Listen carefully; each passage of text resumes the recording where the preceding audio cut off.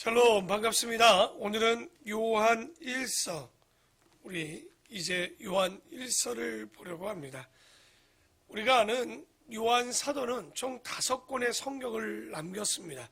그 중에 이미 본 요한복음, 그리고 이제 볼 요한 1서, 요한 2서, 요한 3서, 그리고 요한 계시록이 남아있는데요. 이제 여기다 유다서 하나만 더하면 이제 우리가 새벽에 1년 동안 보는 창세부터 요한계시록까지의 이야기를 다 보게 됩니다. 이 요한서도가 남긴 이 사도 요한이 남긴 오늘 요한 1서를 이렇게 보면요, 예수님께서 십자가에 못 박히시기 전 아마 그의 동생 야고보가 아닌 이 사도 요한에게 이 마리아를 공양하도록 마지막 부탁을 하게 됩니다. 기억나죠? 보소서 아들이니다 하면서 이제 예수님께서 십자가에서 우리 사도 요한에게 마리아를 맡기는, 어머니 마리아를 맡기는 장면이 나오는데요. 이제 80세가 넘도록 사도 요한은 예수님의 부탁을 성실히 임하여서 마리아를 아마도 잘 공양하고 진심 어린 사랑으로 잘 보필했던 것으로 보입니다. 이제 그 보필했던 마리아가 세상을 떠나기 전까지는 아마도 이 사도 요한이 예루살렘에 있었던 것으로 보이고요. 이제 마리아가 사후에 돌아가신 이후에는 사역지를 우리가 잘 알듯이 바울이 개척했던 에베소 교회를 이어서, 그렇죠? 그리고 디모데를 이어서 아마도 에베소 교회를 섬기게 됩니다. 에베소를 우리가 너무나도 잘 알지만 기독교의 중심지로 만들었던 사람은 또 이 사도 요한입니다. 사도 요한은 소아시아, 지금의 터키죠. 거기를 전체적으로 잘 살피면서 제자들을 세우게 되는데요. 굉장히 유명한 이 제자들을 세웁니다. 폴리캅, 그리고 파피아스, 이그나티우스라는 사람을 세 교부를 세우는데요. 교회의 아버지라고 말할 정도로 굉장히 대단한 제자들을 세웁니다. 이그나티우스는 여러분이 잘 아는 안디옥 교회의 감독이 되고요. 파피아스는 후에 히에라폴리스 교회의 또 감독이 되고, 또 폴리캅은 우리가 잘 아는 7교회 중에 서머낙 교회, 그러니까 소아시아의 7교회 중에 서머낙 교회를 감독할 정도로 대단한 이 교부들을 세우는데 그의 스승이 바로 사도 요한입니다. 이 요한은 에베소에서 목회를 할 때 여러 편지를 쓴 것 같아요. 그래서 이 편지 중에 하나인 요한 1서, 딱 보면 요한 1서라고 하는 건 어느 지역에 특별히 또 보내는 것 같지도 않아요. 회람 서신으로 모든 교회들이 볼 수 있도록 기록되어졌다고 보시면 되겠습니다. 그리고 요한 1서가 굉장히 짧은 5장, 이렇게 장으로 되어 있지만 이 장 안에는요, 굉장히 중요한 내용들이 있습니다. 아마도 신구약을 통틀어 굉장히 가장 높은 수준의 책을 고르라면 오늘 또 요한 1서입니다. 왜 그 대단한 신학이요, 굉장히 높은 수준이라고 얘기하냐면, 우리가 창세기부터 지금 1년여간 달려왔습니다. 그런데 창세기 3장에 보면 인간이 타락을 하게 되는데 가인이 결국 어떻게 됩니까? 자기 동생 아벨을 죽이게 되므로 그때부터 선악과를 먹은 이유겠지만 죄가 우리 인간관계 가운데 개입하게 되면서 무엇이 깨지게 되냐? 하나님과의 관계가 깨지게 되고, 결국 누구와의 관계가 깨졌냐? 사람들과의 관계가 깨지게 됩니다. 그리고 이 깨졌던 관계는요, 역사가 쭉 흐르지만 회복되지 못하고 계속적으로 더 타락하는 쪽으로, 죄가 들어오는 쪽으로 변하게 됩니다. 그런데 오늘 요한 1서는 그 깨졌던 관계 가운데 회복이라는 주제를 갖고 있습니다. 그러니까 그 회복이라는 주제는요, 굉장히 최고의 경제 이야기를 하고 있는 거예요. 그러니까 요한 1서가 말하는 주제가 크게는 회복입니다. 근데 그 회복 안에 참 주제는 또 뭐냐? 참 사랑입니다. 그러고 보니까 우리가 성경의 마지막으로 달리면서 3가지 주제를 달리고 있죠. 베드로전서는 참 사랑을, 야고보서는 참 소망을, 요한일서는 참 우리가 사랑을 이야기하고 있는 거죠. 그러니까 우리가 뭐 참 소망과 사랑, 믿음, 참 믿음이었죠. 죄송합니다. 베드로전서 우리가 이 성경들을 보면서 참 믿음과 참 소망과 참 사랑에 대한 이야기들을 우리가 쭉 지금 보고 있는데요. 그래서 이 내용들을 좀 살펴보면 그 하나님과의 관계가 회복되면서 우리가 잘 아는 하나님과의 교제가 회복되고 또 하나님과의 교제가 회복되니까 어떻게 됩니까? 사랑과의 관계도 회복되는.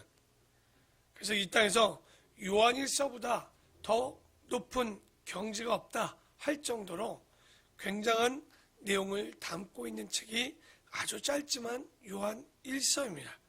그러면 이 요한일서가 기록된 연도와 배경은 언제냐? 아마도 AD 90에서 100년입니다.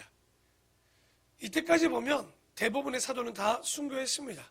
마지막 이제 사도 요한만 남겨져 있는데 뭐 정확한 연도는 알 수 없지만 어쨌든 90에서 100년 사이에 이 요한일서가 기록되어져 있는데 배경적으로 보면 이 내부적으로는 지금 이 교회 안에 이단들의 회방이 대단했습니다. 그리고 밖으로는 로마의 박해가 더 심각해졌죠.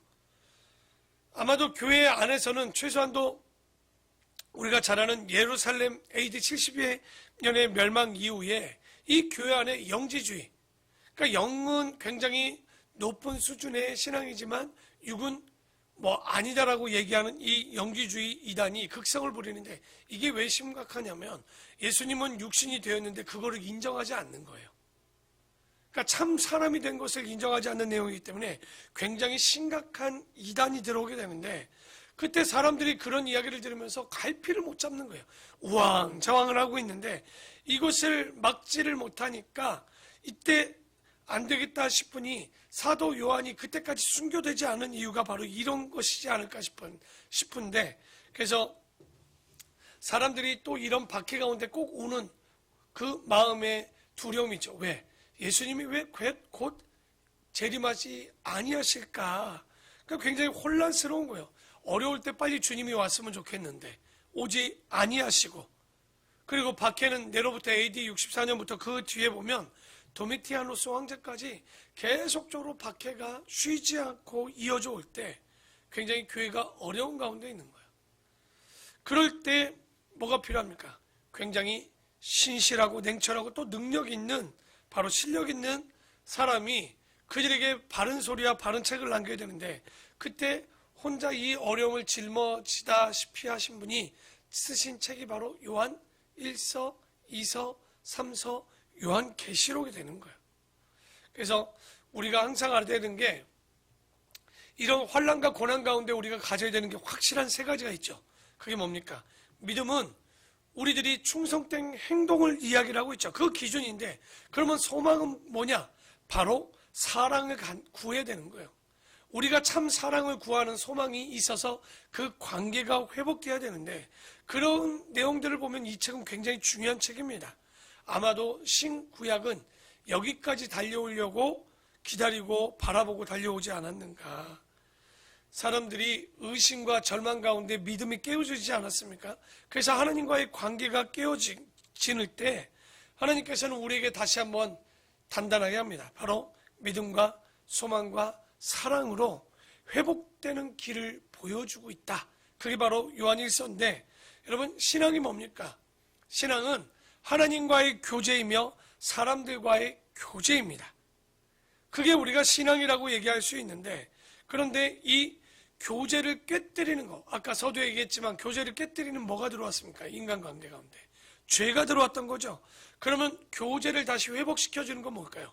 죄의 문제가 해결되어지는 것 곧 믿음이 필요한 거예요. 그러니까 믿음을 통해서 교제가 회복되어지고 그 교제의 완성은 뭐로 되느냐?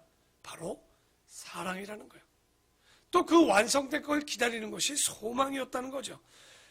바로 이 성경의 내용은 인간이 범죄함으로 하나님과의 관계, 인간의 관계가 깨지게 되었는데 그런데 바로 그때 예수 그리스도를 믿음으로 그 관계의 시작이 되고 사랑함으로 그 회복이 온전케 됨을 우리 요한일서는 보여주고 있습니다.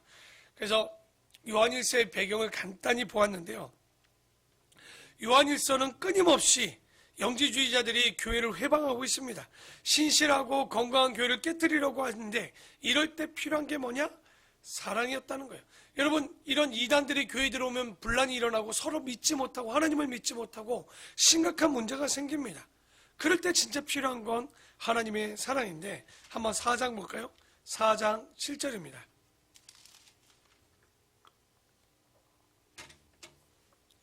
4장 7절에 이렇게 얘기합니다.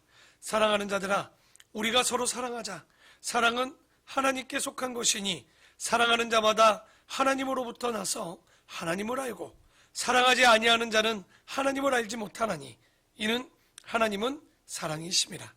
하나님의 사랑이 우리에게 이렇게 나타난 바 되었으니 하나님이 자기 독생자를 세상에 보내심은 그로 말미암아 우리를 살리려 하심이라.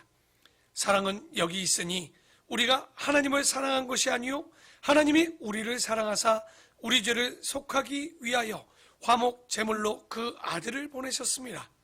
사랑하는 자들아, 하나님이 이같이 우리를 사랑하셨은즉 우리도 서로 사랑하는 것이 마땅하도다.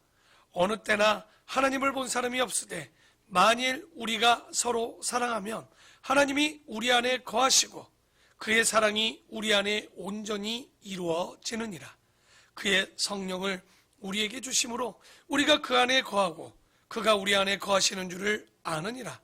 아버지가 아들을 세상의 구주로 보내신 것을 우리가 보았고 또 증언하노니 누구든지 예수를 하나님의 아들이라 시인하면 하나님이 그의 안에 거하시고 그도 하나님 안에 거하느니라.